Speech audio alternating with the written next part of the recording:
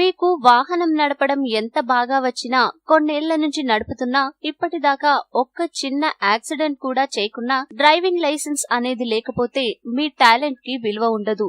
మీరు రోడ్డుపై ఎంత జాగ్రత్తగా నడిపినా డ్రైవింగ్ లైసెన్స్ లేకపోతే పోలీసులు పట్టుకున్నప్పుడు ఫైన్ కట్టాల్సిందే. మన దేశంలో లైసెన్స్ జారీకి అమలు చేస్తున్న నిబంధనలతో సంతృప్తి చెందిన ఇతర దేశాలు ఇక్కడి లైసెన్స్ తోనే అక్కడ కూడా స్వయంగా వాహనాలు నడుపుకునేందుకు అనుమతి ఇస్తున్నాయి. ఇతర దేశాలను విజిట్ చేసినప్పుడు పార్టీలకో పెళ్లిళ్లకో లేక టూరిస్టులుగా తమ దేశంలో ప్రయాణించే భారతీయులు అక్కడ ఉన్నన్ని రోజులు వారే స్వయంగా వాహనాలు నడుపుకోవడానికి ఇప్పుడు France, America, Great Britain, New Zealand, Switzerland, Australia, Germany, Norway, దక్షిణాఫ్రికా, కెనడా వంటి దేశాలు మన లైసెన్స్ ను అంగీకరిస్తున్నాయి. అయితే ఈ లైసెన్స్ తో పాటు ఇంటర్నేషనల్ డ్రైవింగ్ పర్మిట్ ఉంటే ఇక అడ్డే లేదు.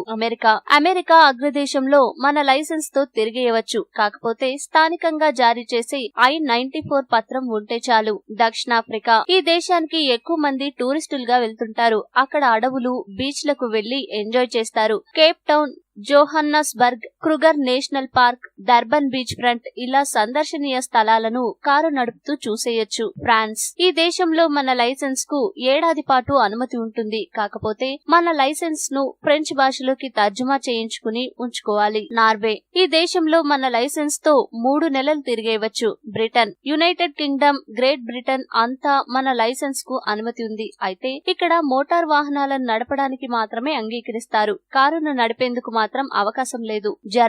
జర్మనీలో మన లైసెన్స్ 6 నెలల పాటు అనుమతిస్తారు. అంతర్జాతీయ చోదక అనుమతి, ఇంటర్నేషనల్ లైసెన్స్ అవసరం లేదు. ఆస్ట్రేలియా ఈ దేశంలో కొన్ని రాష్ట్రాలు అంతర్జాతీయ లైసెన్స్ ను కోరతాయి. అయితే కొన్ని రాష్ట్రాల్లో మాత్రం భారత్ లైసెన్స్ ఉంటే సరిపోతుంది. కెనడా ఇక్కడ మన లైసెన్స్ కు 3 నెలల వరకు అనుమతి ఉంది. కాకపోతే IDP అవసరం. స్విట్జర్లాండ్ ఇక్కడ ఏడాది పాటు మన లైసెన్స్ పనిచేస్తుంది. న్యూజిలాండ్ ఈ దేశంలో మన లైసెన్స్ ఏడాది పాటు పనిచేస్తుంది. మరింకెందుకు ఆలస్యం? లైసెన్స్ లేని వారు వెంటనే అప్లై చేసేయండి. ఉన్నవారు మంచి టూర్ కి ప్లాన్ చేసుకోండి.